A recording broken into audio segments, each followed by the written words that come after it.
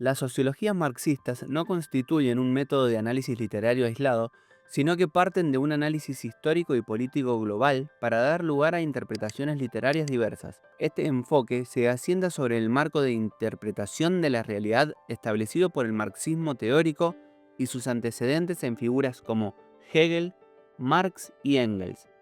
La premisa fundamental de esta corriente es que los intereses de las clases dominantes determinan el modo en que los seres humanos conciben su existencia, tanto individual como colectiva. Bajo esta luz, la cultura no se entiende como una realidad independiente o espiritual, sino como algo inseparable de las condiciones históricas y materiales en las que se desarrolla la vida humana. La literatura como producto social y económico. Desde una perspectiva sociológica, la obra literaria, aunque sea un producto de la imaginación, responde siempre a circunstancias sociales concretas. No se puede suponer que el arte, por ser una actividad aparentemente inútil, esté por encima de la historia. Al contrario, toda obra de arte se integra en el mercado de producción, consumo y circulación, funcionando como una forma de producción y reproducción ideológica. Por tanto, el objetivo de los sociólogos marxistas es estudiar cómo los modelos genéricos y canónicos de la literatura se generan socialmente de acuerdo con los intereses del poder. Uno de los máximos exponentes de esta visión fue George Lukács, quien defendió que una obra verdaderamente realista debe dar cuenta de las contradicciones internas del orden social. George Lukács y la teoría del reflejo.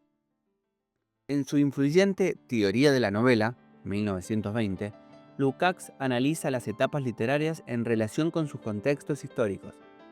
Su concepto clave es la teoría del reflejo, que sostiene que el relato no debe limitarse a reproducir la apariencia superficial de la realidad, sino presentar un reflejo dinámico, completo y verdadero de la misma.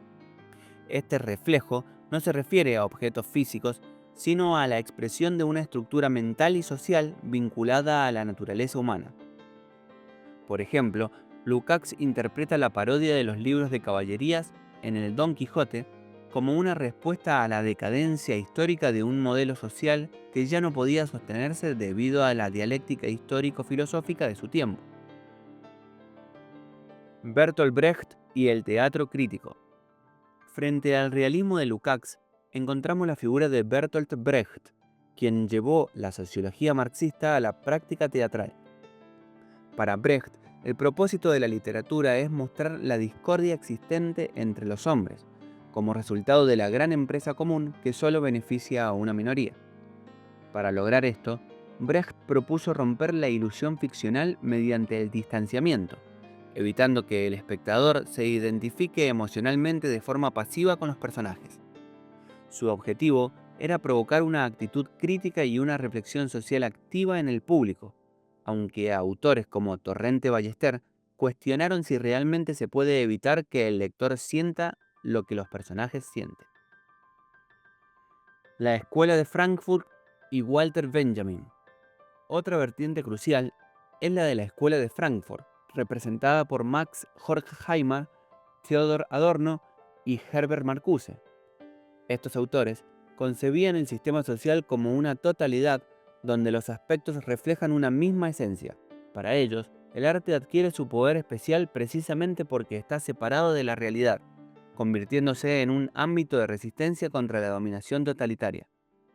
Adorno analizó cómo el paso de la literatura a la cultura de masas introdujo significados en múltiples niveles: un mensaje explícito de entretenimiento y un mensaje implícito que induce patrones de comportamiento.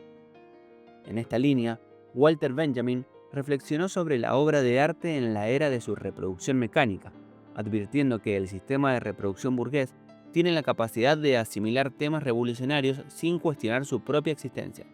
El marxismo estructuralista y la renovación anglosajona. La influencia del estructuralismo llevó a autores como Louis Althusser a proponer que los individuos no son sujetos libres, sino portadores de valores ideológicos del sistema social. En este marco, la cultura funciona como una herramienta de control social. Lucien Goldman completó esta idea al ver las obras no como frutos de genios individuales, sino como textos basados en estructuras mentales transindividuales propias de clases sociales. Goldman introdujo el concepto de homología, que señala las similitudes formales entre la estructura de la novela y la estructura del capitalismo. Finalmente, esta tradición fue renovada en el mundo anglosajón por teóricos como Terry Eagleton, quien reevaluó la evolución de la novela inglesa y su relación con la ideología, y Fredric Jameson, quien aplicó esquemas dialécticos del marxismo hegeliano al análisis literario contemporáneo. Conclusión: la literatura como campo de poder. En conclusión, la crítica marxista nos enseña que el lenguaje literario es un cauce fundamental para expresar relaciones de poder. Al estudiar los recursos del lenguaje y las formas estéticas, no solo analizamos la belleza de un texto, sino también los valores económicos, políticos y sociológicos que lo rodean. La literatura es, por tanto, un testimonio de la lucha ideológica y una herramienta que puede servir tanto para la dominación como para la resistencia social. Entender estas dinámicas nos permite realizar un análisis literario más profundo, objetivo y comprometido con la realidad histórica.